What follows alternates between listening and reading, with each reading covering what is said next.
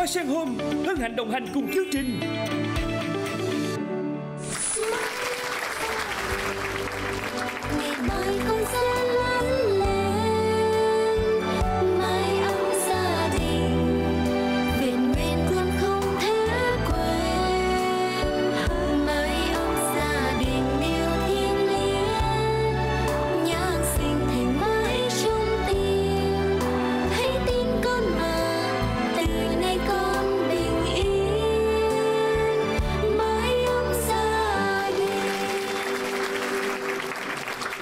Chào đón quý vị và các bạn đến với chương trình Mái Ấm Gia Đình Việt. Chương trình do Đài Truyền hình Thành phố Hồ Chí Minh phối hợp cùng với công ty Golden Mall thực hiện với sự đồng hành của hệ thống siêu thị vật liệu xây dựng và nội thất Hoa Sen Home.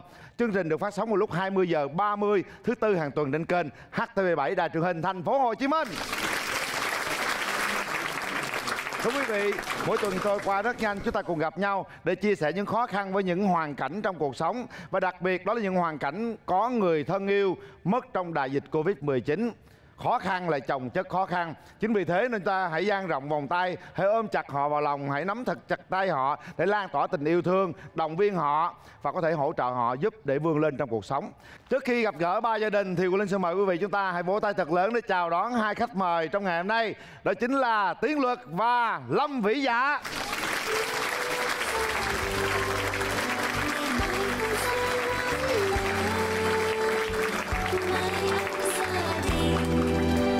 Làm sao khi mà hơi buồn đầu chút xíu, hơi khó khăn chút xíu, có những người nghệ sĩ xung quanh để động viên, truyền những năng lượng tích cực thì chúng ta cảm giác nó vui hơn, đúng không? Dạ. Tôi đang buồn, tôi gặp Tiến Luật tôi cảm giác vui rồi. Ủa là anh gặp em anh không vui hả anh Linh? Vui lắm luôn, anh đang mới vui bên đây, hồi bên đây mới vui ha. Nói chung là hai bạn đi đến đâu là vui đến đó rồi. Hôm nay thì anh nghĩ rằng là hai bạn sẽ hỗ trợ cho ba gia đình để làm sao họ có thể vượt qua những thử thách của chương trình. Dạ. Dạ. Rồi, chương trình Mái Ấm Gia Đình Việt có thể che chở cho rất là nhiều cái hoàn cảnh khó khăn trong cuộc sống thì Tiến Luật cảm giác như thế nào? Dạ, em nghĩ đây là một chương trình rất là ý nghĩa anh. Tại vì đây là một cái chương trình mà mình vừa tạo một cái sân chơi cho các gia đình, rồi mình có thêm những cái động viên tinh thần và động viên cả về vật chất để cho các gia đình bước tiếp trong cuộc sống này. Còn cảm nhận của Lâm Vĩ Dạ thế nào? Dạ thì đối với em chương trình Mái Ấm Gia Đình Việt là một chương trình cực kỳ ý nghĩa, và em cũng khá là lo lắng là bởi vì với chương trình ý nghĩa như vậy thì mà khi mình tham gia trò chơi á có cho ăn gian không anh? Tại em chơi cái gì em cũng ăn gian quen rồi. Mình ăn gian á, gia đình này mà không ăn gian gia đình kia thì cũng không được. Mà mỗi gia đình đều ăn gian hết thì nó cũng không ra một cái quy định của trò chơi. Hàng triệu người nhìn vô đó, mình ăn gian được, mai mốt mấy gia đình kia ăn gian được thì sao? Không, mình đừng có ăn gian, để mình lén lén ăn gian thôi. Dạ lén lén thôi. Bây giờ anh muốn em hát bài tặng anh cho nó vui vui. Hát một bài tặng anh hả? Ngọc Nữ Bolero nha quý vị. Đúng rồi, trời ơi chết rồi, trời ơi anh Linh anh giới thiệu vậy là chết em luôn. Trời đất ơi, tao nói hát ở trên nó view tao nó rần luôn vậy đó. Dạ thật ra thì em hát vui thôi chứ mà gọi là Ngọc Nữ Bolero em không dám nhận. Ngày hôm qua em bị đau họng nữa, cho nên là nếu mà em có hát dở thì mong mà anh Linh, anh Luật cũng như là quý vị khán giả bỏ qua cho em. Em hát một vài câu của bài Áo Mới Cà Mau được không? Wow. Dạ em xin được hát rồi. Nghe, em đã bắt đầu. Dạ. Nghe rồi, đang nghe rồi. Nghe, dạ vâng. Dạ nghe rồi, dạ nghe em rồi hả? Dạ dạ. Ai cũng nghe hết. Dạ, vô. Ai vô sung hơn em vậy? Dạ vô. Nghe nói Cà Mau xa lắm, nghe nói hoài mà chưa về Cà Mau. Trời. Không em mới về, vậy để em hát lại, mới về hôm bữa, dạ hát lại. Nghe nói Cà Mau xa lắm, ở cuối Tân Bang Đô Việt Nam. Cà Mau mặc thêm áo mới, về Cà Mau là thấy thương em rồi. Trời cũng ngọt ghê á. Anh thấy em hay không? Một bài người ta dài 3 phút mà em hát có 4 câu. Hết một bài luôn. Không, hát như đó cũng nhiều cảm xúc lắm em. Dạ, tại em sợ chương trình không đủ thời lượng. Đúng em gom lại. Thôi như đó đủ rồi. Bây giờ nhiệm vụ các bạn là gì? Là chúng ta sẽ tham gia những cái mini game để giúp cho người ta giảm bớt khó khăn, giảm bớt những cái thử thách của chương trình. Dạ. Đơn giản vậy thôi. Nhưng trước khi chúng ta đến với các thử thách của chương trình, Quyền Linh xin mời quý vị cùng Tiến Luật với Lâm Vĩ Dạ chúng ta sẽ đến với hình ảnh của 3 gia đình ngày hôm nay. Xin mời.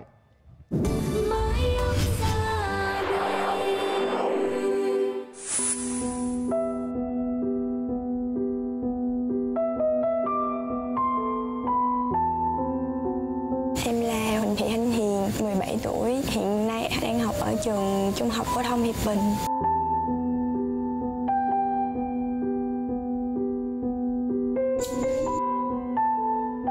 Hiện giờ em đang sống cùng với cha và mẹ đã mất vì Covid-19 vào năm 2021. Món ăn cuối cùng mà mẹ nấu cho em mà bây giờ em không thể nào ăn lại được nữa là bánh mì chiên bơ với đường.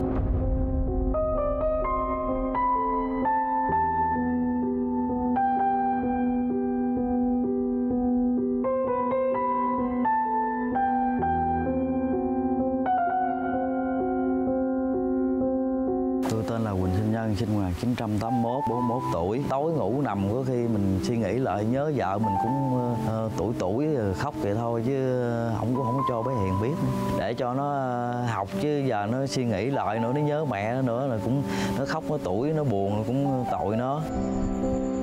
Em cảm thấy may mắn vì còn cha ở bên cạnh và chăm sóc lo lắng cho em. Cha em thì đi làm, em thì đi học.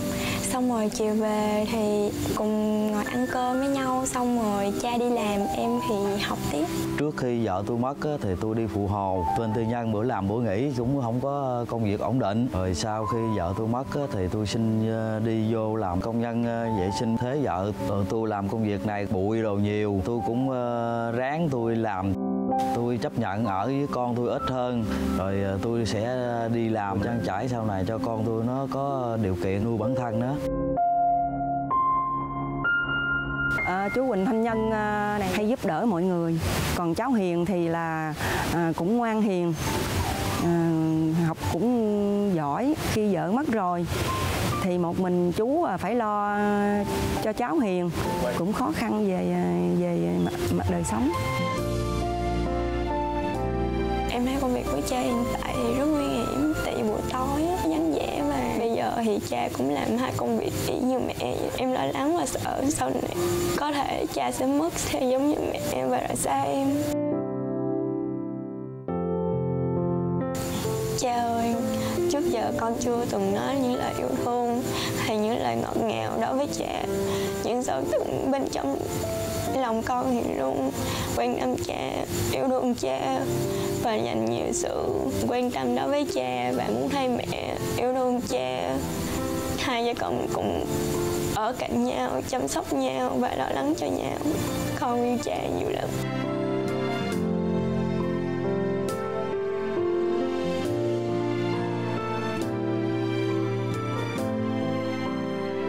Hôm nay em thấy trời nắng nấu, con đem nước ra cho cha uống. Rồi, cảm ơn.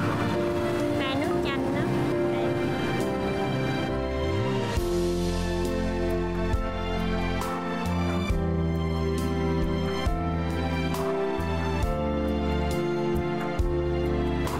Tối rồi con về nghỉ sớm, con học bài đi. Dạ. Lát cha về sau. Dạ, cha ăn về. Em sẽ quyết tâm học tập, cố gắng giành được thành tích tốt để sau này có tương lai tốt và báo hiếu cho cha, không phụ lòng mẹ. Và cha đã dành nhiều sự yêu thương, sự quan tâm đối với em cho em ăn học.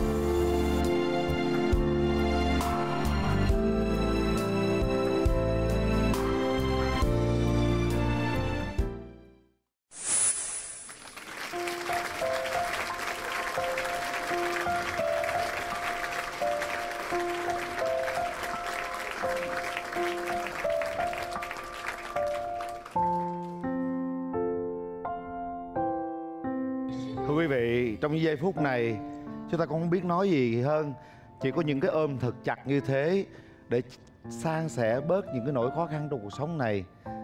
Tôi thấy Tiến Luật cũng rơi nước mắt, mà Lâm Vĩ Dạ cũng rơi nước mắt nữa. Cảm xúc của bạn như thế nào hả Tiến Luật? Dạ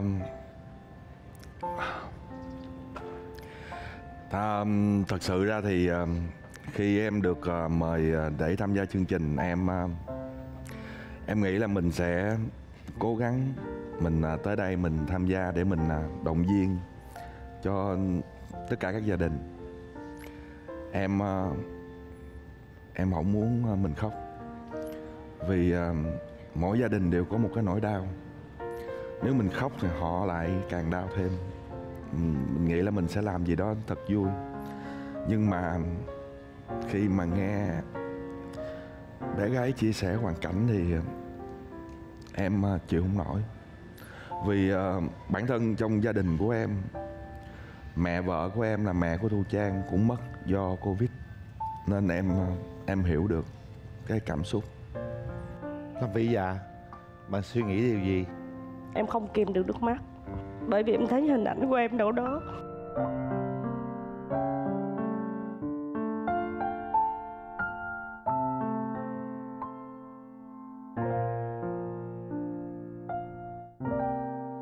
Bản thân em cũng mất mẹ từ sớm, và một khoảng thời gian dài hai cha con em phải cùng nhau vượt qua được cái nỗi đau đó.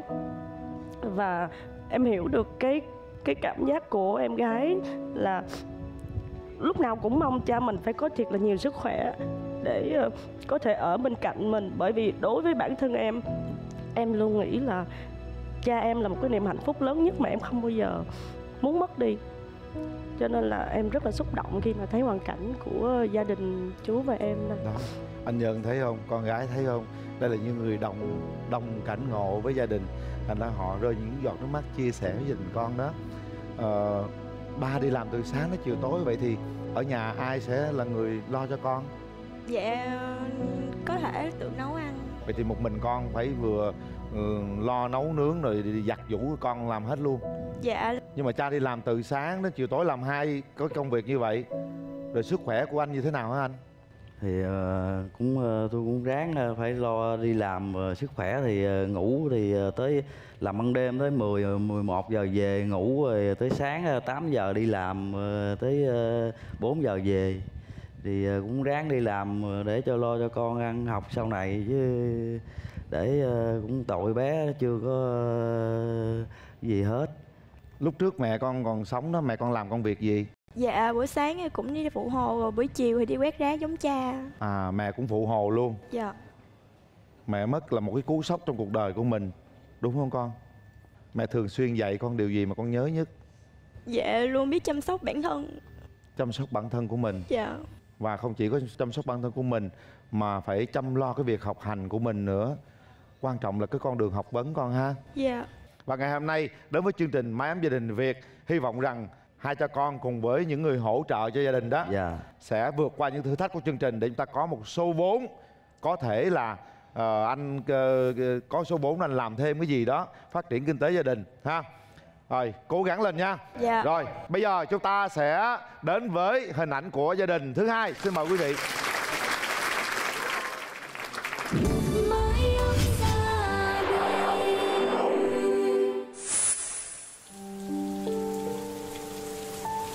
Dạ, con tên Lê Thị Ngọc Trâm, học lớp 10 xã hội 1 ở trường Quang Trung Nguyễn Huệ. Gia đình con gồm 4 người, là mẹ, con, em Duyên với em Tiến. Trong năm trước, ba đã mất vì đại dịch Covid-19.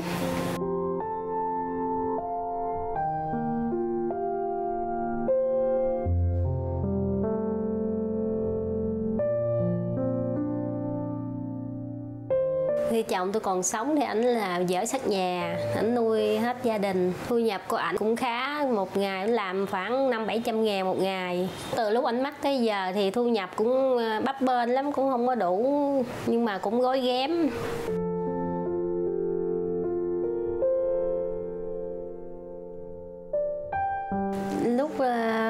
Lúc mà bác sĩ cho hay rồi, tưởng là bác sĩ điện lầm, là lộn người, nhưng mà bác sĩ nói là chụp chứng minh thì làm giấy khai tử.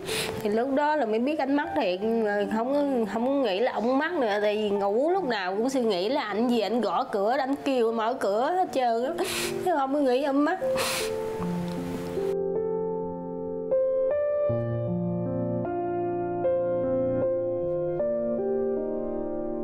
Gia đình không được gặp ba luôn, chỉ được nói chuyện qua điện thoại. Ba nói là ba không về được thì hay ba chăm sóc mẹ.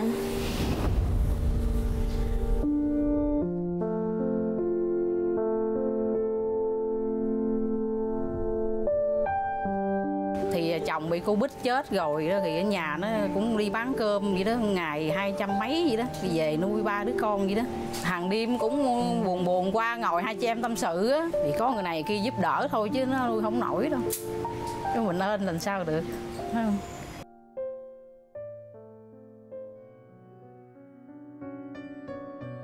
Làm một tháng mấy triệu thì lo tiền học, tiền hành, ăn uống đồ tụi nó là thấy không mới thấm vô đâu hết. Ảnh thì ảnh giỏi, dở lắm, em không có biết làm gì hết. Từ chừng mà ảnh mắc thì em ngồi em giặt đồ, em khóc. Nếu mà được đổi lại em chết, chứ đi thai ảnh cũng được, ảnh lo cho mấy đứa nhỏ.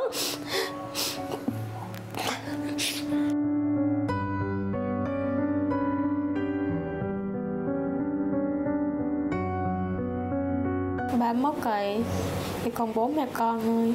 Ba cũng không muốn mẹ nghĩ vậy đâu.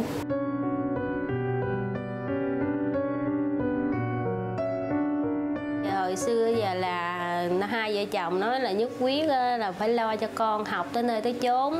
Tại vì hai chồng ai cũng dốt hết trơn. Rồi phải lo cho con học đàng hoàng với người ta, chứ không có để cho con dốt như cha mẹ nữa.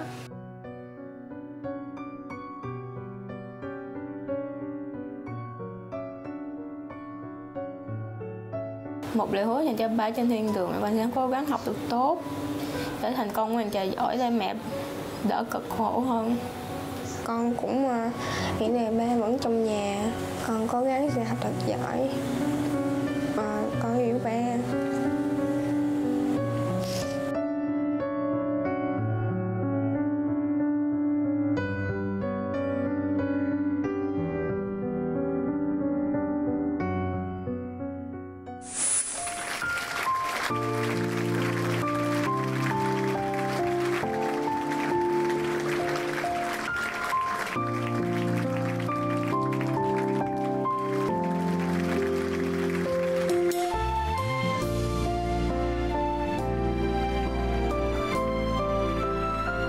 Bây giờ ba mất lại càng khó khăn hơn nữa. Hồi nãy nghe chị nói câu mà thật ra mọi người đứt ruột đó. Giá như mà tôi chết thai ảnh để anh ở lại nuôi mấy đứa nhỏ, tôi cũng cam chịu nữa. Từ lúc anh mất tới giờ đó thì công việc làm gì để sống hả chị? Em phụ bán cơm tấm. Đủ đóng tiền học cho ba đứa nhỏ không? Dạ, gói ghém. Hoàn cảnh vậy, lâm vô trường hợp mình thì mình giải quyết sao Lâm Vĩ Dạ? Em không biết nói làm sao nữa. Thực sự đó là một cái điều mà em nghĩ nếu như xảy ra với em nó sẽ rất là khủng khiếp. Bởi vì phụ nữ mà luôn cần một cái chỗ dựa. Là một người có gia đình thì em thấu hiểu được cái hoàn cảnh của chị rất là nhiều. Một mình phải bươn chải nuôi con, nó rất là cực khổ, mà nuôi một lúc 3 đứa con như vậy. Em cảm thấy rất là thương cho hoàn cảnh gia đình chị. Chính xác là như vậy. Em xin chia sẻ với chị, em hiểu được cái cảm giác đó, vì thực sự ra trong mọi chúng ta không ai muốn mình trải qua cái cảm giác này hết, nó rất là khủng khiếp. Em chúc chị thật nhiều sức khỏe để cùng gia đình mình vượt qua cái khó khăn này. Tụi con học giỏi không? Dạ cũng được. Phải ráng học giỏi nha, tại vì bây giờ là cái niềm ao ước lớn nhất của ba mẹ con là tụi con phải học thật giỏi. Không được làm cho mẹ con thất vọng, mà không được quyền làm cho mẹ con buồn. Nhớ điều đó. Con ơi, từ lúc mà ba mất bây giờ đó thì mẹ đi làm về đó, mỗi lần mà mẹ buồn gì thì con có thấy không? Dạ không. Không có hả? Chắc mẹ tránh ở đâu mẹ buồn đúng không? Dạ. Trước mặt tụi con mẹ cố gắng vui thôi. Có bao giờ mẹ để tụi con thiếu gạo, thiếu đồ ăn trong nhà không con? Dạ không. Không hả? Những lúc thiếu thốn thì mình chạy ở đâu ra con? Dạ xin mấy hàng xóm. Sau này ước mong con làm cái gì? Dạ con chỉ mong mà học giỏi để lo cho mẹ với mấy em. Học giỏi. Rồi con gái con mong muốn điều gì cho gia đình của mình nè? Dạ em mong là ba sẽ phù hộ cho mẹ không có bệnh tật, gia đình khỏe mạnh. Rồi con trai, con cầm micro cho chú đi nè. Hồi đó ba còn sống, ba hay chở con đi đâu chơi? Đi bờ kè. Đi bờ kè hả? Đi bờ kè ăn gì? Tráng. Ăn bánh tráng hả? Bánh tráng, ra bờ kè ăn bánh tráng. Rồi từ lúc mà ba mất giờ mẹ có chở đi bờ kè ăn bánh tráng không? Không. Không hả? Vậy chúc chú Tiến Luật với lại cô Lâm Vĩ Dạ là ship bánh tráng về để cho con ăn được không? Bây giờ con nói cô Dạ con muốn ăn bánh tráng, con nói đi. Nếu không nói với cô được quay qua nói với chú kìa. Chú Lực con muốn ăn bánh tráng. Con muốn ăn gì con nói đi. Con muốn ăn bánh tráng. Ok, chút xíu nữa có cho con nha. Làm như bé nó biết chú Lực có tiền hay gì á. Và mong rằng ngày hôm nay gia đình sẽ nỗ lực chiến thắng để chúng ta có một số vốn ha. Rồi, chúc mừng gia đình đã đến với Mắm Gia Đình Việt. Mời quý vị đến với gia đình thứ 3.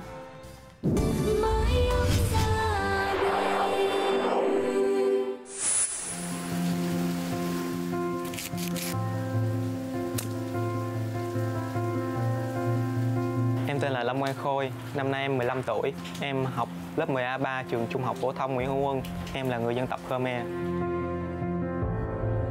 Gia đình em hiện tại có 2 người, mẹ và em. Cha em mới mất vì Covid vào tháng 9 năm ngoái. Khi mà bé nghe tin cha bé mất á, là bé cung tay á, giọng như tủ á, là bé tức rồi nói là con không chấp nhận cha mất. Con nghĩ là cha không bao giờ mất hết á, cho nên đó là một cú sốc nặng bé. Mẹ em hiện là công nhân may tại một công ty. Em thấy công việc của mẹ là khá vất vả. Những hôm có công việc nhiều, mẹ phải tăng ca tới 8 giờ tối. Hồi lúc trước mua máy may về may đó, rồi lãnh đồ về may nữa, rồi bắt đầu cái dịch bệnh lần thứ 2 nữa, rồi bắt đầu ông xã mới mất. Giờ ở nhà thì thu nhập thì không đủ sống, cho nên mình mới phải đi công ty làm. Lúc mà dịch á, cũng nghỉ mấy tháng trời cũng không có tiền. Tôi có mượn ở ngân hàng để trang trải cuộc sống. Chị Hương là rất chăm chỉ trong công việc, có khi là ở lại làm cho nó xong việc rồi mới về, chứ không có thể nào mà hết giờ mà chị ấy bỏ về ngang hết. Trong công việc thì chị ấy cũng đã cố gắng làm, học hỏi tất cả để kiếm thêm thu nhập để về lo cho con cái. Tôi rất là quý chị. Chị là một người mẹ có nghị lực, lúc nào cũng biết vươn lên trong cuộc sống. Trước đây khi cha còn sống, cha là nguồn thu nhập chính. Sau khi cha mất, công việc của mẹ phải nhân lên bội lần. Em cảm thấy em muốn san sẻ bớt công việc cho mẹ để mẹ đỡ vất vả và có thêm nhiều thời gian nghỉ ngơi hơn.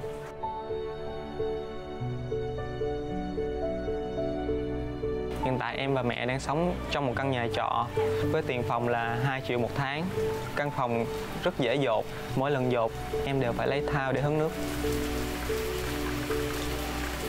Hiện tại em rất muốn học thêm môn Anh văn, nhưng vì kinh tế không cho phép nên em luôn giữ trong lòng, không muốn cho mẹ biết. Em cũng biết mẹ có rất nhiều nỗi lo. Mẹ thường hay giấu nỗi lo đó qua câu nói không sao để mẹ tính.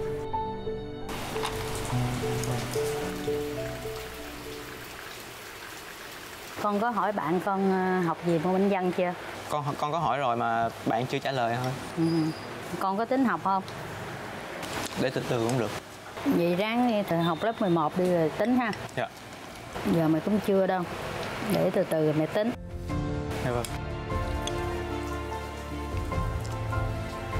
Trường Trung học phổ thông Nguyễn Hữu Huân á, là trường mà cha bé đã mơ ước cho bé vô đó, được vô đó học, cho nên bé quyết tâm bé muốn hoàn thành cái mơ ước của cha. Ở trong cái bài này thì hiện tại cô chỉ ghi là cấp 1, cấp 2 là chú thích thôi. Còn nếu như khi mà chạy chương trình ở trong lớp thì Khôi khá ngoan và hiền. Học tập thì Khôi cũng khá là chú ý. Các cái bài kiểm tra gần đây thì kết quả của Khôi đạt được cũng tương đối tốt ạ. Đối với Khôi thì điều mà tôi muốn gửi gắm tới Khôi là Khôi ơi, cô hy vọng là con sẽ mạnh dạn hơn, vui vẻ hơn, cố gắng làm điểm tựa cho cả mẹ của mình nữa. Tôi là tổ trưởng tổ dân phố Nguyễn Thị Phương, cũng đã hoạt động trong tổ được 11 năm rồi. Thì trong tổ có trường hợp đó là gia đình của chị Ngọc Hương. Mà cái nỗ lực học hành của em Lâm Quang Khôi á, vì cái năng lực học tập của em, vì cái ham học của em mà em là cố gắng vượt qua cái nỗi đau đó để mà em tiếp tục cái con đường học vấn của mình, để không cái phụ lòng của ba đã nuôi nấng em tới đó. Hồi nhỏ thì bé cũng nói bé mơ ước làm bác sĩ. Đến khi mà cha bé mất rồi thì tôi nghĩ là bé sẽ thay đổi cái ước mơ đó. Nhưng mà không ngờ bé cũng vẫn giữ ước mơ là sẽ thành học bác sĩ, chứ không thích mơ học cái gì nữa hết. Điều lo lắng nhất là chỉ mong cho bé được trọn nguyện cái ước mơ của bé, chứ còn không muốn gì nữa hết.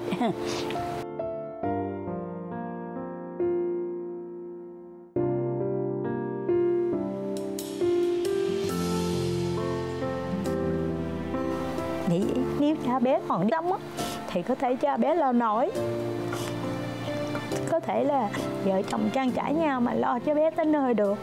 Còn bây giờ cha bé mất rồi, một mình nữa thì tôi cũng lớn tuổi rồi, sợ lo không nổi cho bé. Này bé mới có lớp 10 nó cũng còn lâu, sợ tới đó sức khỏe không còn nữa để lo cho bé.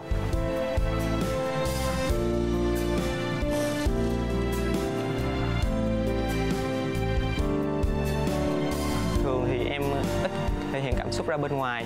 Nếu có khóc thì em chỉ giấu bên trong lòng, và em không muốn những cảm xúc ấy ảnh hưởng tiêu cực đến mẹ. Mặc dù tôi đi làm rất mệt, nhưng mà về nhìn thấy con, cái mệt tôi cũng muốn nó tan biến rồi. Cũng muốn có sức khỏe để lo cho con cho tới nơi tới chốn thôi. Chỉ cầu mong như vậy thôi. Mẹ ơi, con yêu mẹ rất nhiều. Con cảm ơn vì những gì mẹ đã gánh vác trong cuộc sống. Con cảm ơn mẹ đã luôn cố gắng vì con. Con sẽ cố gắng học thật tốt và có một công việc ổn định để lo cho mẹ. Con yêu mẹ rất nhiều.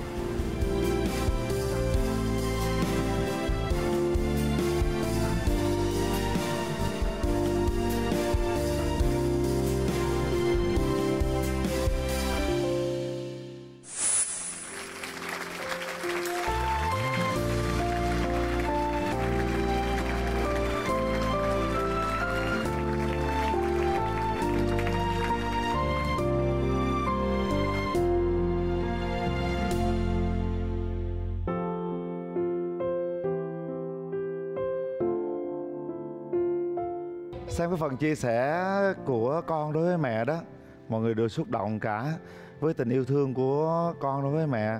Và ngược lại thì chú Linh cũng tin rằng hai mẹ con sẽ trở thành một cái sự cộng hưởng, sẽ vượt qua tất cả mọi khó khăn trong cuộc sống ha. Mình hiện nay mình chỉ có may thôi chị hả? May không? Ủa sao mình không, Linh nghe nói là mình có máy may mình đem về mình may gia công thì nó lương nó sẽ cao hơn mình đi may kia chứ? Đâu có, bấp bênh lắm. Tại vì ở phòng trọ mà trong khuất ở trong chứ không phải mặt lộ. Làm ở công ty thì một tháng được bao nhiêu chị? Cũng được 5 triệu. 5 rồi triệu. Tăng ca tính thêm. Rồi con trai hiện nay thì mẹ đi làm, con ở nhà con làm cái gì? Dạ, khi mẹ đi làm thì con ở nhà con làm hết việc nhà và dành thời gian học bài ạ. Làm việc nhà, nấu cơm, giặt giũ quần áo cho mẹ này kia, lau nhà này kia đó hả? Dạ vâng. Những cái gì con chia sẻ đó, chú thấy con là một người đàn ông rất là thông minh, tương lai mà con đi học bác sĩ thì sẽ rất là tốt luôn. Chú Tiến Luật có thấy gì không? Dạ em thấy điều đó, em thấy bé là một người đàn ông rất là bản lĩnh. Và thực sự ra thì em cứ theo đuổi cái ước mơ của em, và anh Luật tin chắc là em sẽ thành công, 100% sẽ thành công. Với một cái người đồng cảm với mẹ của bé thì Lâm Vĩ Dạ muốn chia sẻ điều gì với chị trong ngày hôm nay? Dạ thì bản thân em cũng là mẹ của hai đứa con trai. Thì thường á con trai nó sẽ ít thể hiện tình cảm hơn con gái. Và khi mà thấy cái hình ảnh mà em ngồi bóp chân cho mẹ, em cảm thấy rất là xúc động. Em nhìn em bị nghẹn á, em cảm thấy rất là trân quý cái tình cảm đó. Mình làm tháng 5 triệu mình ở trọ hết nhiêu rồi chị? 2 triệu, tiền điện nước này kia nữa là coi như còn có nửa. Còn nửa nào đóng tiền học cho con nè, học lớp 10 là còn lâu lắm luôn đó. Con như vậy là còn 2 năm, còn 7 năm nữa, 7-8 năm nữa. Nhưng mà thôi cố gắng chỉ có hai mẹ con thôi. Tôi nghĩ rằng là cuộc sống nó sẽ không khó khăn hoài đâu. Lúc nào đó nó cũng sẽ có một con đường nào đó để mình thoát nghèo ha.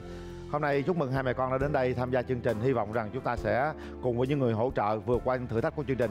Xin mời cả ba gia đình chúng ta trở về sân khấu.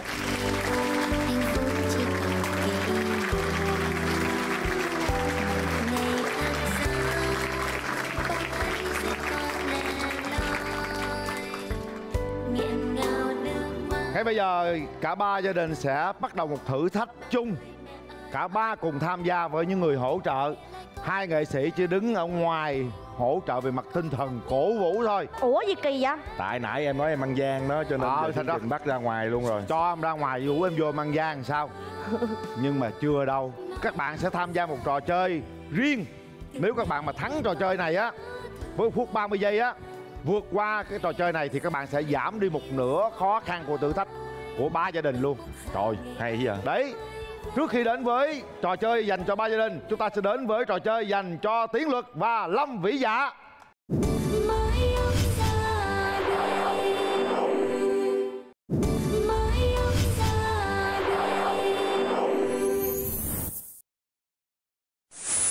Bây giờ áp lực đã thuộc về hai nghệ sĩ của chúng tôi, Lâm Vĩ Dạ và Tiến Luật. Nếu như các bạn vượt qua trò chơi này trong vòng 1 phút 30 giây thì các bạn sẽ giúp cho ba gia đình giảm đi một nửa khó khăn. Em nghĩ là anh không cần phải bấm đồng hồ, bởi vì tốc độ của em và Luật chơi thì đồng hồ nó chạy không kịp được. Trời đất ơi, tự tin vậy luôn như hả? Dạ vâng. Tụi em là dân chơi game show mà. Ủa vậy hả? Trò chơi ngày hôm nay dành cho ba gia đình sẽ rất là khó khăn. Dạ. Nếu như các bạn tham gia được, các bạn sẽ giành được quyền ưu tiên nè. Quyền ưu tiên là gì? Quyền ưu tiên là được giảm 10 quả bóng.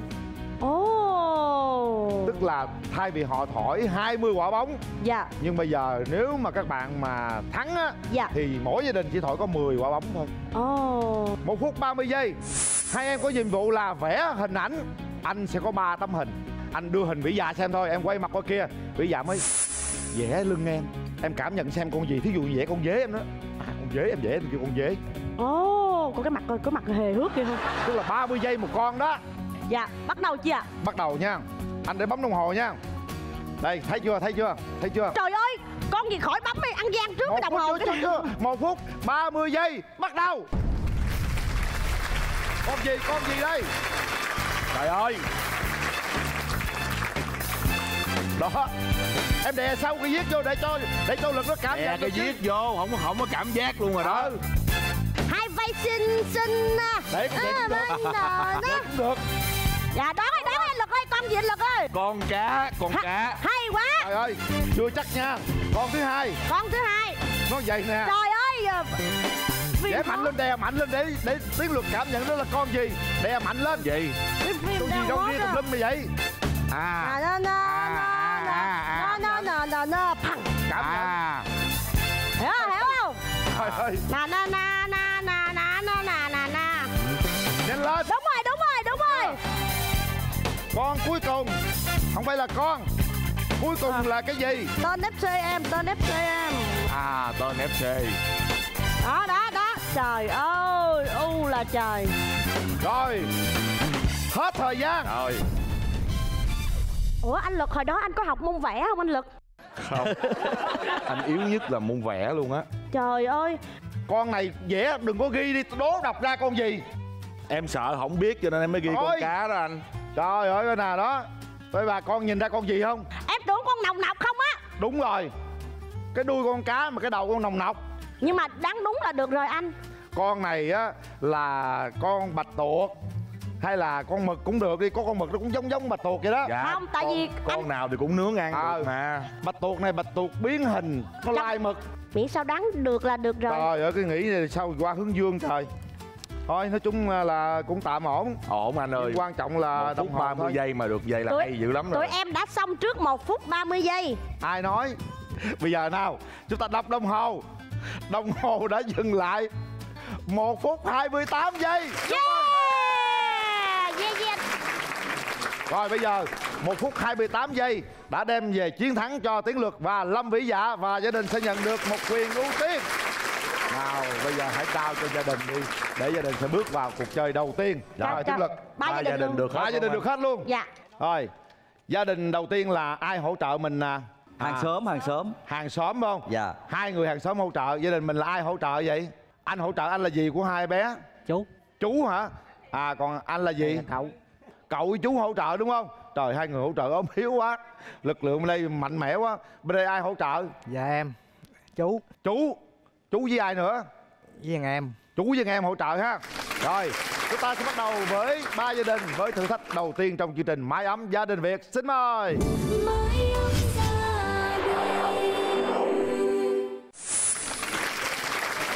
Quý vị thân mến, và bây giờ chúng ta sẽ bắt đầu thử thách đầu tiên dành cho cả 3 gia đình.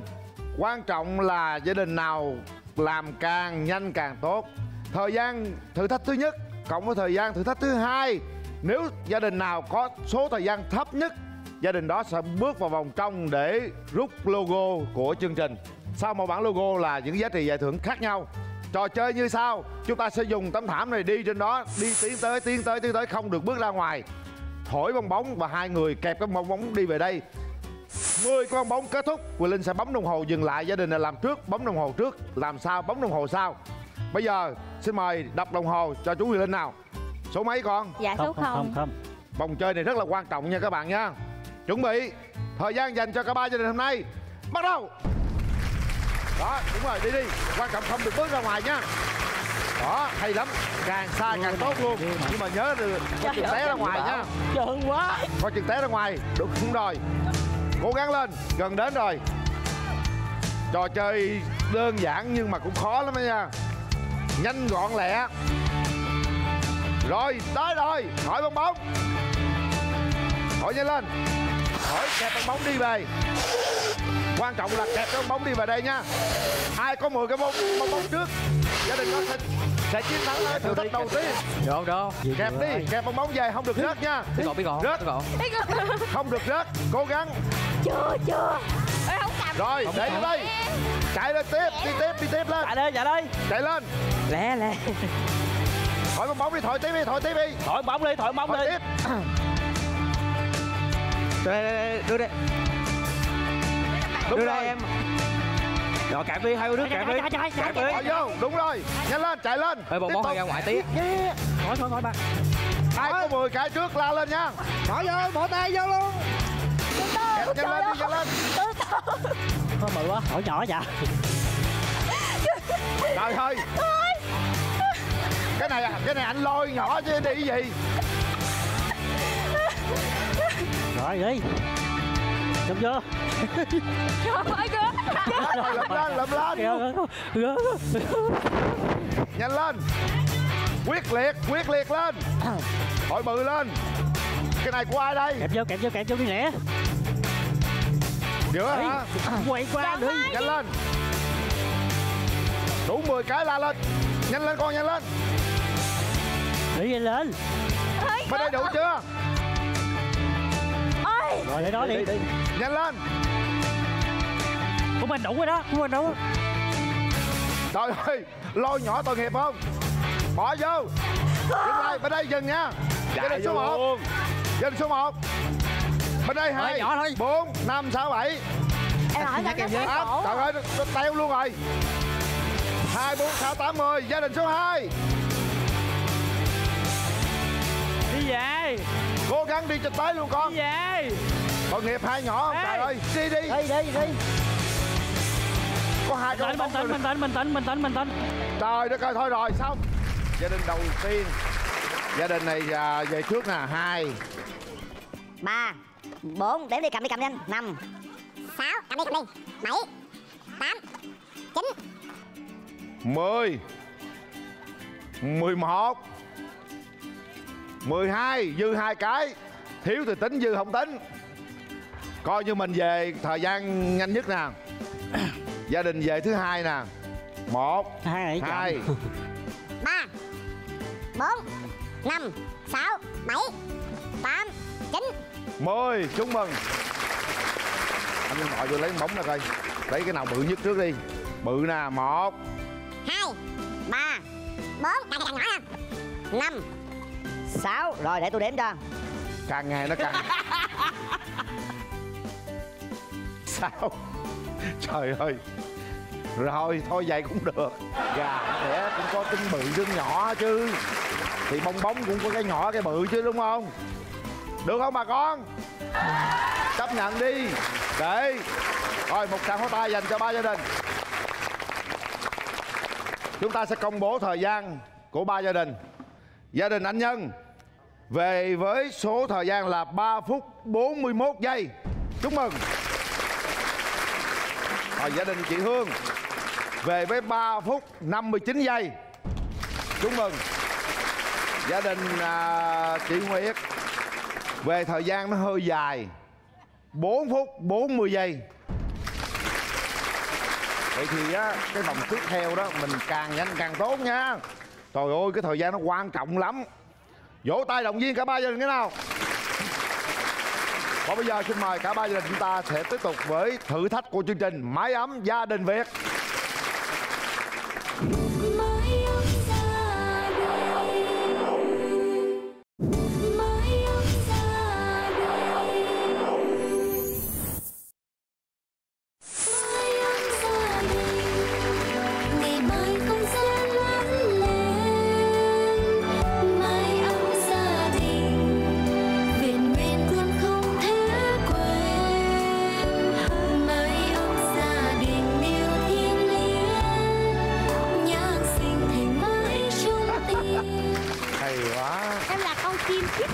Con chim chít chít đúng không? Dạ vâng. Bây giờ hai con chim chít chít sẽ có nhiệm vụ rất đơn giản. Không, bên kia là con diều hâu. Biết sao đặt em diều hâu? Dạ thì diều hâu mới đứng với con cú đó cho anh. Đấy, cười người hôm trước hôm sau người cười là vậy đó.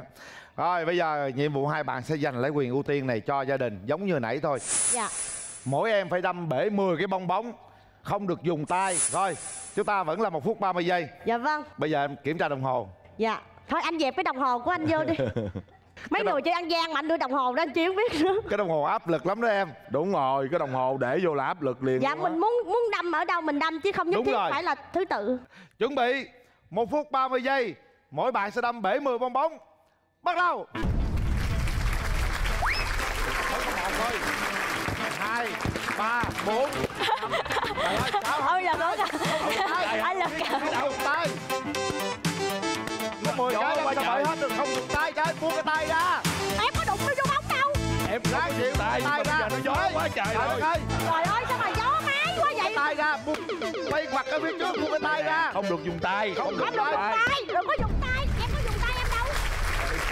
Giang quá đầu đất rồi đó. Gió thổi quá, không dùng tay không chích được đâu. Thật ra em đâu có đụng vô trái bóng đâu, anh thấy rõ ràng mà.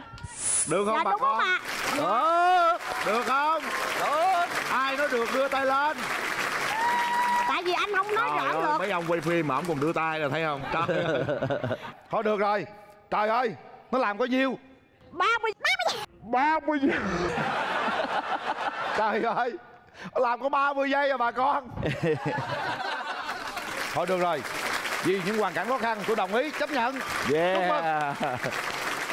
Quyền ưu tiên là gì? Cái này là không biết thiệt nè nha. Giảm niêu. Giảm được 5 cái niêu. Thì thử thách tiếp theo dành cho gia đình là mỗi gia đình phải đập 15 cái niêu. Nhưng mà là các bạn sẽ giúp cho họ giảm đi 1/3 cái khó khăn đó. Giảm được 5 cái niêu. Như vậy là mỗi gia đình còn đập 10 cái niêu. Chúc mừng. Hãy trao phần ưu tiên cho cả ba gia đình. Mời hai bạn. Dạ đây, cả ba gia đình. Trước khi đến với gia đình nào thi trước thi sau, chúng ta sẽ rút thăm may mắn. Đây là 3 cái cây. Bây giờ tôi sẽ trộn, xong rồi tôi đưa giày. Ai rút trúng cây dài nhất, người đó thi thứ 3. Cây ngắn vừa vừa thi thứ 2. Người nào ngắn nhất thi đầu tiên. Bởi vì thi đầu tiên nó rung hơn là người thi cuối cùng. Thấy không? Rồi thấy rõ ràng nha. Đây nha. Mà là 3 cái cây. Đại diện 3 gia đình bước ra đây. Dạ, đại diện gia đình ra rút cây. Rồi. Dài đi sau. Dài đi sau. Đúng rồi, dài nhất đi sau. Tội nghiệp ông không rút. Trời. Cái anh thấp nhất rút đúng cái cây ngắn nhất. Cái anh cao nhất rút cái cây vừa vừa. Cái anh mà vừa vừa rút cái cây dài nhất. Rồi, gia đình anh là thi cuối cùng. Anh là thi đầu tiên. mình thứ hai và đây thì thứ ba, đúng chưa? Và bây giờ chúng ta đến với gia đình đầu tiên, xin mời.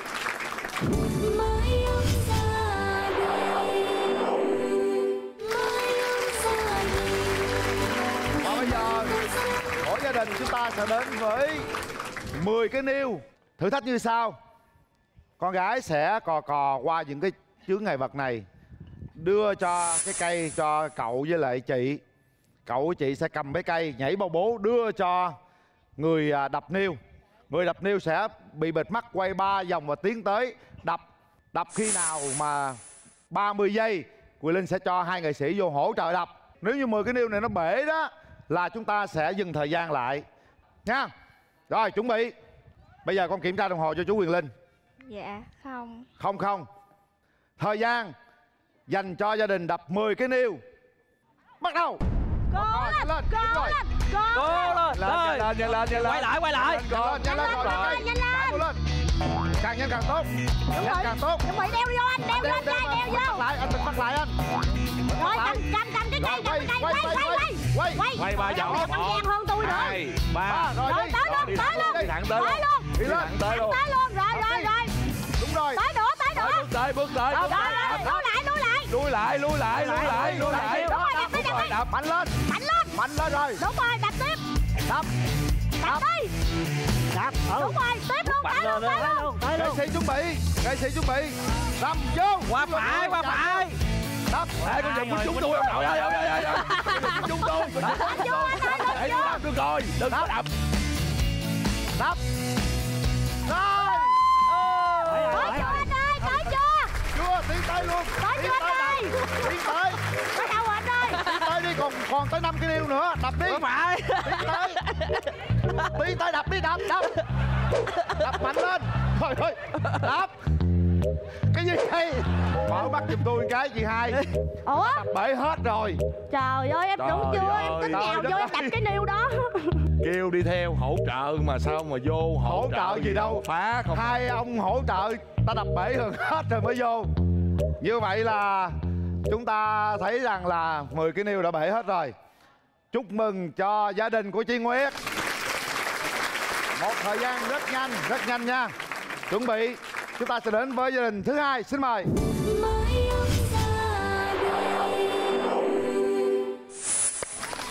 Chúng ta vừa theo dõi phần thử thách của gia đình chị Nguyệt. Còn bây giờ sẽ là gia đình của chị Hương, con trai cùng với những người hỗ trợ ha, cùng với hai nghệ sĩ của chúng tôi ở phía trước. Chuẩn bị chưa con? Con đọc đồng hồ cho chú Quyền Linh. Dạ không. Rồi, chuẩn bị. 3, 2, 1, bắt đầu. Cố lên. Ngay ngược lại. Đó, đúng rồi. Cố lên. Mình bắt lại. Quay 3 vòng. Mình bắt lại nha. Đúng. Rồi, quay. Không được rồi, ý. quay 3 vòng. 1, 2, 3. Không có được nói thôi. Nói thôi, ông đi đâu kìa? Qua trái nữa. Qua trái nhiều lên. Rồi tới luôn. Mạnh luôn. Lùi lại chú ơi. Trời ơi chết. Qua trái rồi, lên luôn anh. Trời ông đập cái này chết rồi. Thôi để em với lật lên, Lên đi. Chưa. Hỗ trợ. Kéo cái mặt hỗ trợ. Lên đi em, lên đi. Nè, đứng dưới anh chỉ cho lên đi. Tiến lực quay 3 vòng. Quay vòng tiến lên. Tới luôn lực ơi. Tới nữa lực. Ê. Đập. Nhanh lên, cố lên. Trời ơi. Tiếp tục mạnh lên. Rồi. Ngưng lại. Anh đi đâu vậy? Hả? Đi xà quần đập vô không trung hoài vậy? Trời ơi, tôi kêu qua trái mà anh đi qua tới bên này luôn nè. Thôi, dù sao thì chúng ta cũng đã chinh phục được thời gian, nhưng mà tôi thấy hơi dài chút xíu, thành ra gia đình thứ ba cố gắng lên nhé. Và bây giờ chúng ta sẽ đến với gia đình cuối cùng trong ngày hôm nay, xin mời.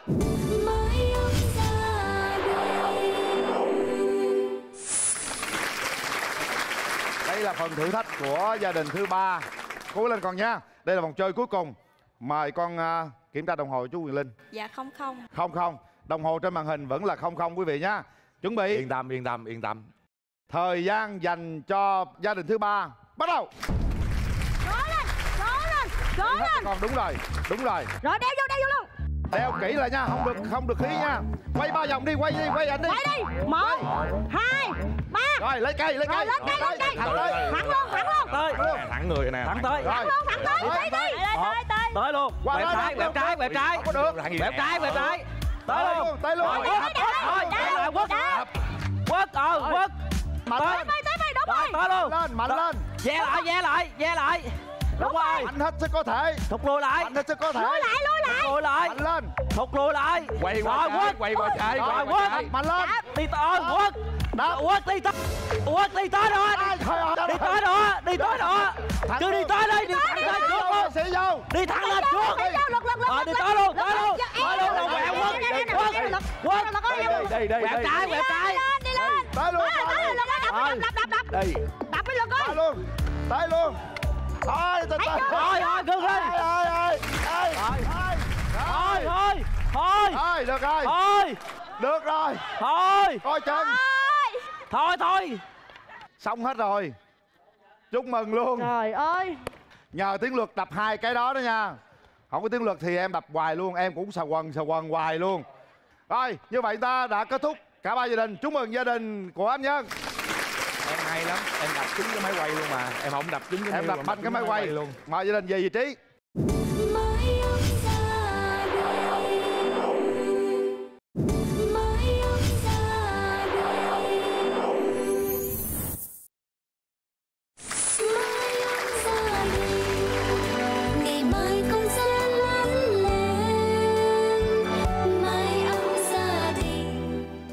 Chúc mừng 3 gia đình.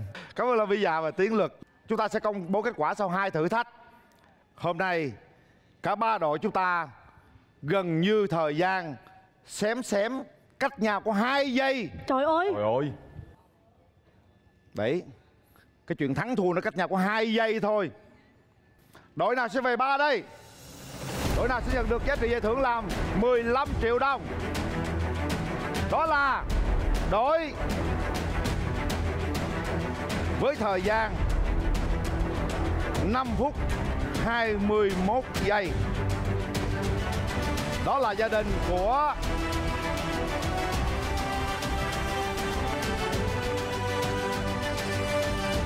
chị Hương.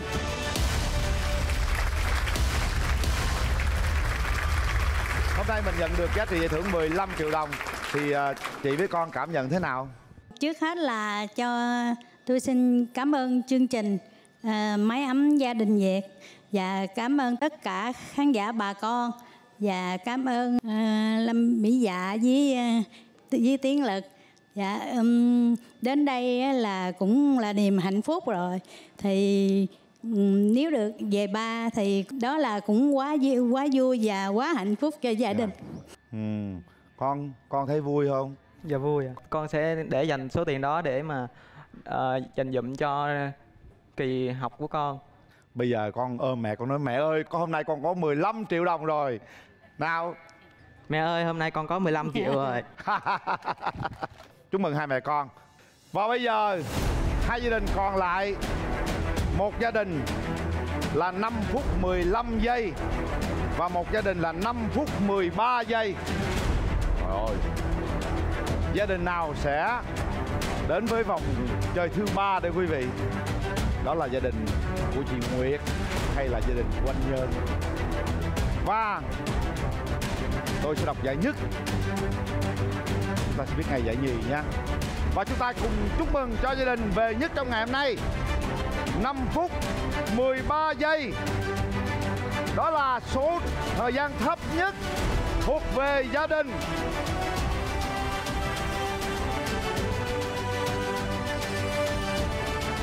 chị Nguyệt.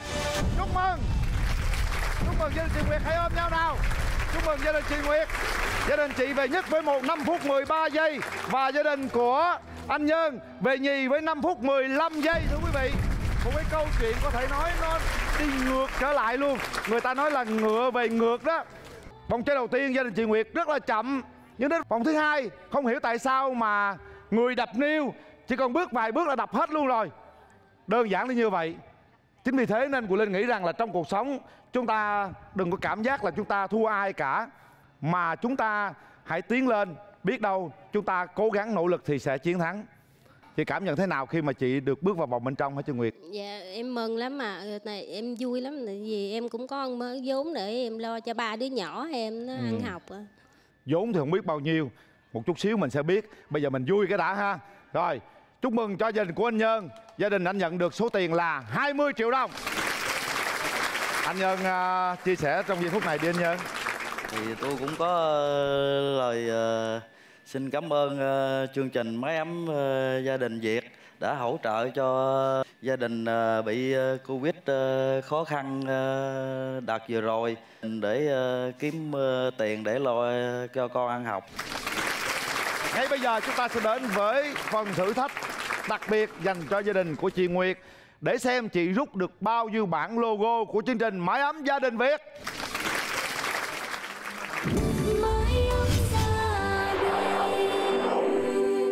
Quý vị thân mến, bây giờ sẽ là câu hỏi dành cho khán giả tại trường quay.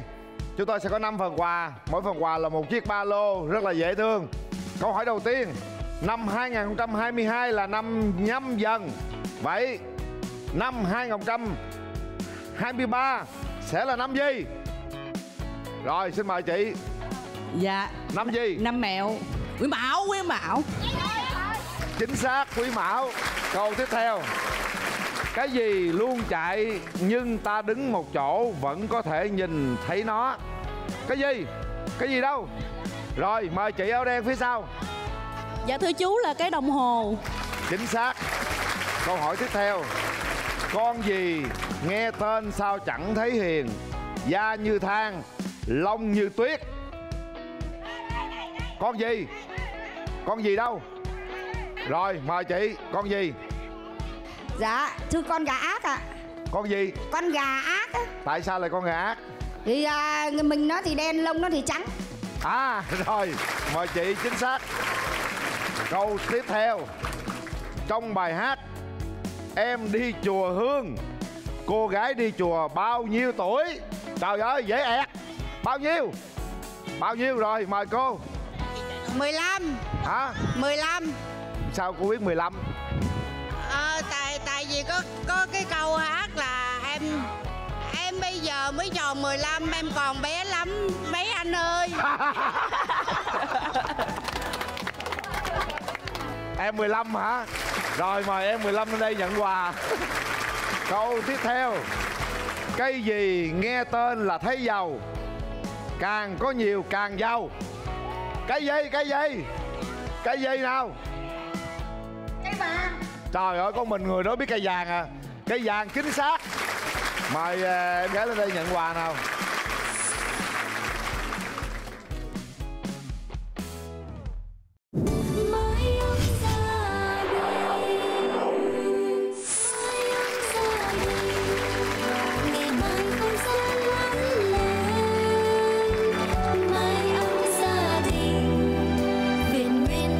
Hãy vỗ tay thật lớn để động viên cho gia đình đã bước vào vòng đặc biệt của chúng tôi.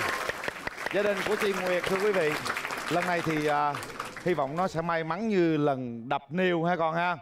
Lần này thì con cùng với 2 nghệ sĩ sẽ lấy cái cần câu đó, câu cái vòng ra, xong lấy cái vòng đó tới cái vị trí quy định, chúng ta thảy vào con vịt.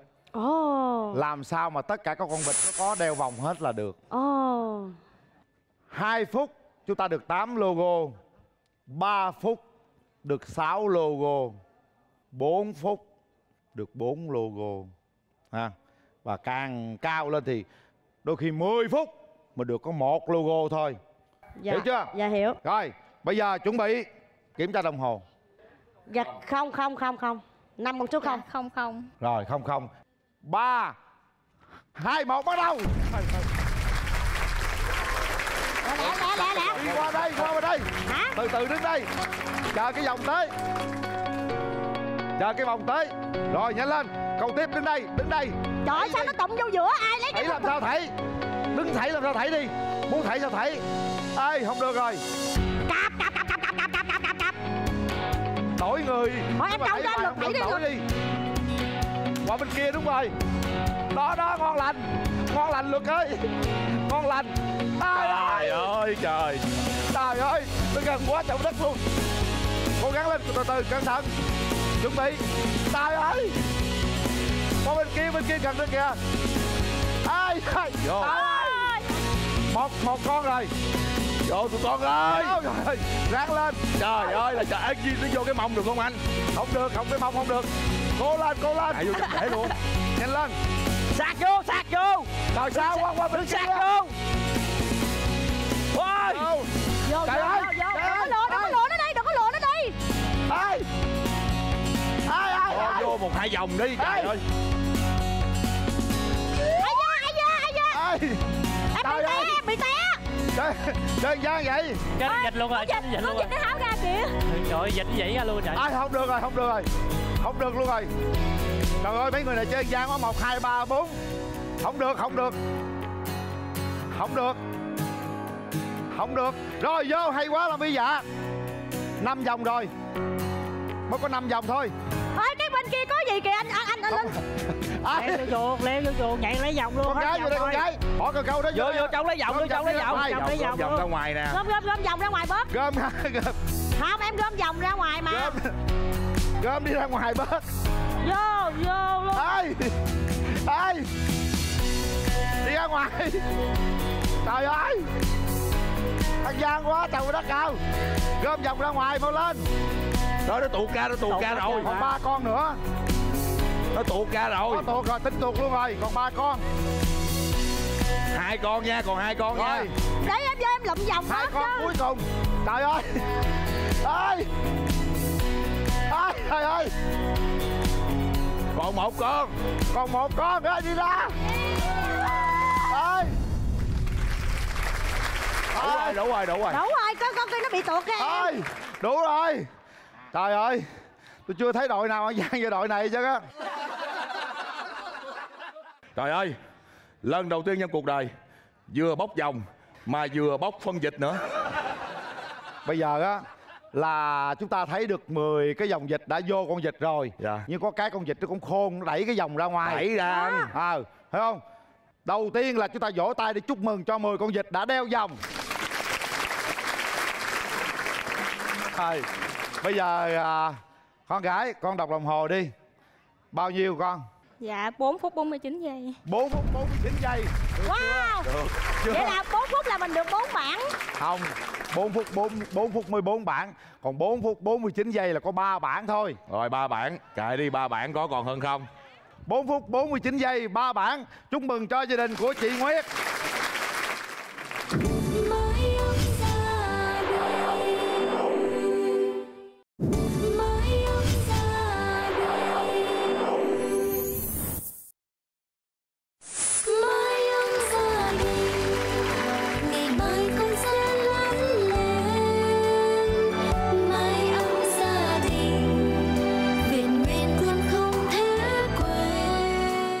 Với thời gian của chị là 4 phút 49 giây, chúng ta sẽ nhận được 3 bản logo của chương trình.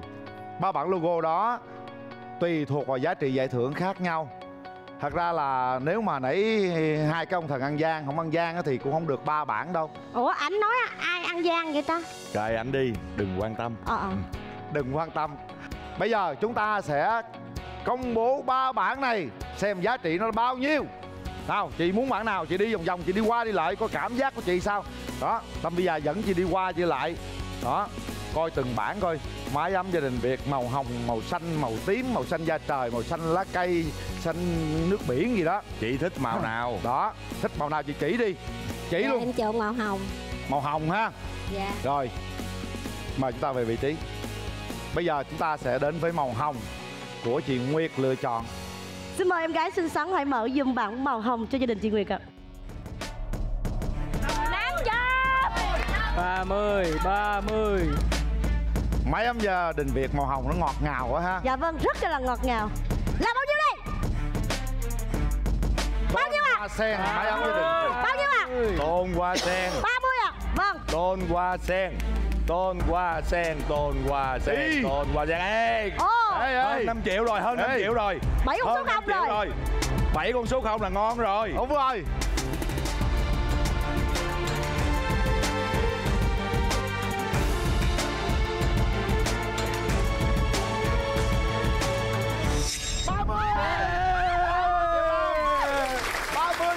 thưa quý vị. Như vậy là với bản logo đầu tiên mình trao cho đình chị đi 30 triệu đồng. Vô. Như vậy là chúng ta đã có bản logo đầu tiên 30 triệu rồi. Sao vậy? Sao vậy Lâm Vy Dạ? Mình thấy vui đúng không? Đấy, chị thấy vui không chị Nguyệt? Chứ con thấy sao con? Sao con lại khóc? Con vui lắm đúng không? Tất cả mọi người đều vui cả. 30 triệu đồng đó là một trong những món quà đầu tiên dành cho gia đình chị. Mẹ làm mỗi tháng mấy triệu bạc à, mà 30 triệu này thì nó lớn lắm á so với gia đình mình đúng không con hả? Bao nhiêu lâu rồi mẹ chưa may quần áo mới cho con? Con nhớ nữa. Không nhớ nữa hả? Trời ơi. Rồi 30 triệu đã đem đến rất nhiều cảm xúc cho tất cả mọi người có mặt ở đây. Đó là niềm vui đầu tiên. Chúng ta sẽ có 2 logo nữa quý vị. Con gái, con đi con. Tại con đó. Chú Tiến Luật dẫn con đi đi. Chú Tiến Luật dẫn đi chú Tiến Luật. Dẫn con đi, con cảm nhận đi. Nhìn Con từng thích bản màu gì? biết đâu được màu gì, bên đây hay bên kia. Đi qua đi lại hai bên con. Hai bên nha con. Đó. Con cảm bên nhận nặng bên nhẹ nha con ơi. Đúng rồi. Con cảm nhận của con thôi, con thích màu gì? Dạ màu vàng. Con thích màu vàng. Thôi màu vàng. Mà con về vị trí. Rồi con về vị trí. Màu vàng mái ấm gia đình Việt. Xin mời. Màu vàng là màu huy hoàng. Huy hoàng hả? Huy hoàng. Đó, 6 số 0 là chắc chắn rồi nè. Quan trọng mà lòi thêm số 0 nữa là con. Nó lòi ra số 5 là mệt lắm. Số 5 là có khi 5 triệu đó. 40 lên ơi. Ê, có số 0 nữa rồi. 7 số 0 rồi. 7 số 0 là ngon rồi. Ngon rồi. Ống thép hoa sen bền vững đến tương lai. Ống thép hoa sen, ống thép hoa sen. Bao nhiêu? 40.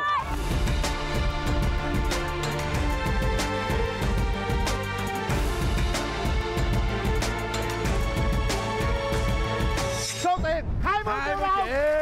Wow, 20 triệu đồng thưa quý vị. Một bản logo nữa 20 triệu đồng. 50 triệu rồi nha. Như vậy là hiện tại chúng ta có 50 triệu đồng rồi. Một con số khá lớn trong lúc này với gia đình của chị Nguyệt. 50 triệu. Đã bao lâu rồi chị chưa cầm 50 triệu? Dạ lâu rồi ạ. Lâu hả? Số tiền mà chị cầm nhiều nhất có thể là bao nhiêu? Dạ đi làm thì lãnh lương hàng tháng một tuần vậy là được 1 triệu mấy. Trời. Như vậy là hôm nay chúng ta có số tiền khá lớn nha. Khá lớn đó. Mỗi chỉ có 1 triệu mấy thôi. Vậy chúng ta nhân lên đi. Mà bây giờ chỉ có 50 triệu rồi. Bây giờ tới con gái thứ hai. Con đi một vòng đi con. Bản logo cuối cùng. Đi đi con. Mẹ nào. Con là 30 triệu. Chị con là 20 triệu.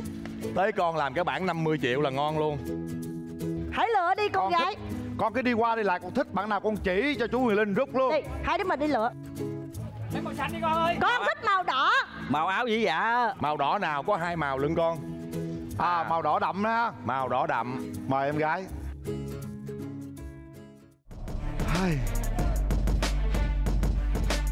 Cái số này mới quan trọng nè. Hoa Sen Home. Chắc chắn là sẽ có 6 hệ thống siêu thị vật liệu xây dựng và nội thất. Hoa Sen Home. Rồi Hoa Sen Home tập đoàn lớn, chắc này tiền nhiều dữ lắm. Thêm con số 0 nữa nè, thêm con số 0 nữa cho gia đình vui vẻ nè. Trời ơi, thấy số 5 rồi mọi người ơi, 5 triệu. 35. 25. Có số 15. Có 5. Ủa con có số lẻ hả? Có chứ. 5, 10, 15, 20, 25, 30, 35, 40, 45, 50. Để em rút luôn cho. Rút luôn cho. Bé để chị cầm cho, đi ra cưng. Đó. Cố lên nào. Từ từ bình tĩnh nha. Cho nó hên coi. 1, 2. Em chạy đi. 1, 2, 3.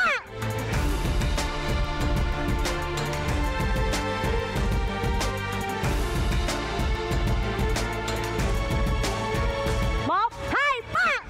25 triệu. 25 triệu. Đi coi. Nào con gái cầm đi con. 25 triệu đồng. thật là tuyệt vời làm sao, thật là vui làm sao, thật là hạnh phúc làm sao. Có thể nói không thể nào gia đình của chị Nguyệt quên giây phút này thưa quý vị. Với số tiền là 75 triệu đồng trong ngày hôm nay. Xuất sắc. Xuất sắc chị Nguyệt ơi, xuất sắc Lâm Vĩ Dạ ơi, xuất sắc Tiến Luật ơi. Bây giờ chúng ta vui chưa nào? Em rất cảm ơn chương trình đã hỗ trợ cho mấy mẹ con em vượt qua khó khăn này. Em sẽ lo cho mấy đứa nhỏ ăn học. Luật ơi, em có bao giờ vui như vậy chưa Luật? Có bao giờ em cảm nhận những giây phút đặc biệt như thế này chưa? Dạ thực sự là chưa anh, thực sự là chưa. Và em rất là cảm ơn chương trình đã mời em tham dự. Và em hy vọng là em sẽ được mời nhiều lần nữa. Lâm Vĩ Dạ hãy chia sẻ chút xíu nào đó với gia đình với số tiền 75 triệu đồng này. Lời nói đầu tiên thì em xin được phép gửi lời cảm ơn đến chương trình Mái Ấm Gia Đình Việt đã tạo một chương trình rất là ý nghĩa dành cho những hoàn cảnh khó khăn, đặc biệt là trong thời điểm dịch bệnh vừa rồi.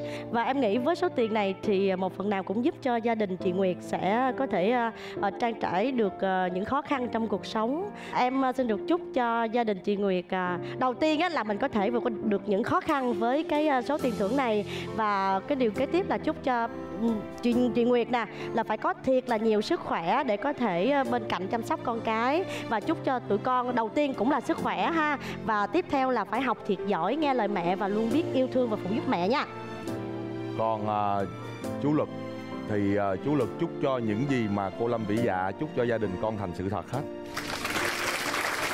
Bây giờ các con nói lớn: mẹ ơi, hôm nay gia đình mình có tiền rồi nha. Bây giờ đến 1, 2, 3 thì con nói lớn lên nha. 2, 3. Mẹ ơi, hôm nay gia đình mình có tiền rồi. Yeah.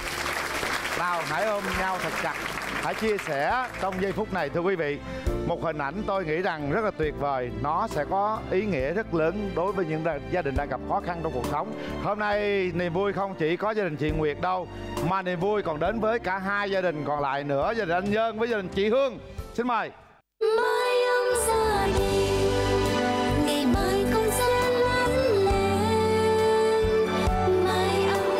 Bây giờ chúng ta sẽ trao những giải thưởng của chương trình Mái Ấm Gia Đình Việt cho cả 3 gia đình ngày hôm nay. Gia đình chị Hương, gia đình anh Nhân và gia đình của chị Nguyệt. Xin mời Lâm Vĩ Dạ, mời Tiến Luật. Và gia đình chị Nguyệt sẽ nhận được số tiền là 75 triệu đồng. Xuất sắc. Người đã chiến thắng, vượt qua những cái áp lực trong cuộc sống, vượt qua những nỗi sợ hãi, vượt qua những khó khăn, vượt qua những vất vả, đi đến một tương lai tốt đẹp. Chúc cho cả 3 gia đình chúng ta sẽ luôn luôn gặp mọi điều may mắn và tốt lành.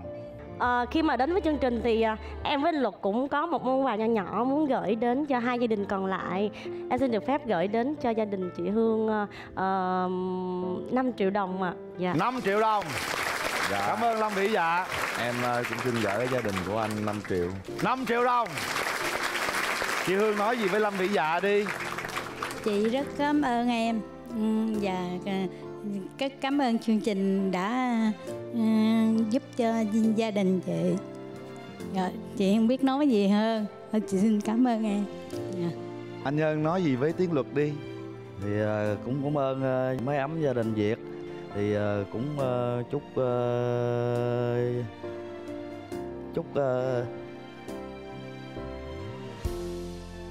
cũng cảm ơn Tiến Lực cũng góp phần ủng hộ gia đình em cũng cảm ơn anh cũng hỗ trợ em cũng 5 triệu để em lo cho con phần nào đó để cho con ăn học.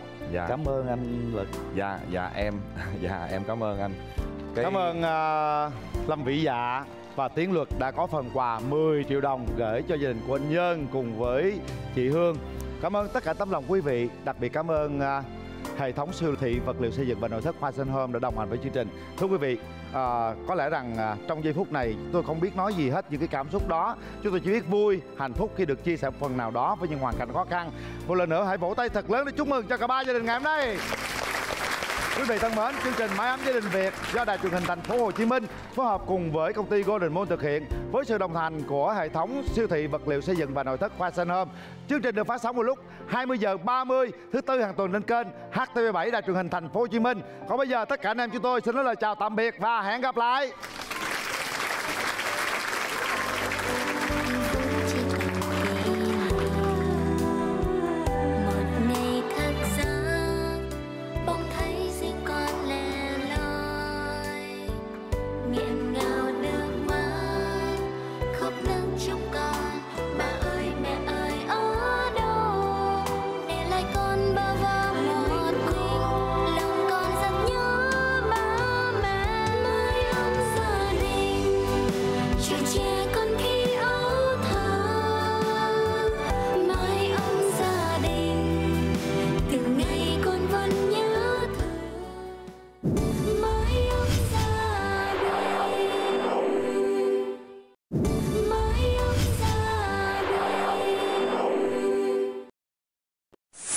Sen Home hân hạnh đồng hành cùng chương trình.